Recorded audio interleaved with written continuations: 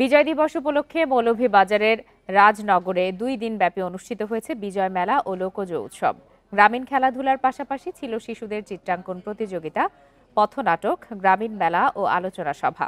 উৎসবের অন্যতম আকর্ষণ ছিল দাঁড়িয়া বান্ধা, কাবাডি, বস্তা দৌড়, পাঞ্জা লড়াই, কলাগাছ পারাপার সহ 30টি গ্রামীণ খেলা। এমন আয়োজন দেখতে ভিড় করেন দূর দূরান্ত থেকে আসা নানা বয়সী মানুষ।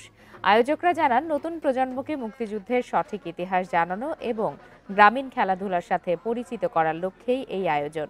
শনিবার সকালে শুরু হওয়া মেলা শেষ হয় রবিবার মধ্যরাতে।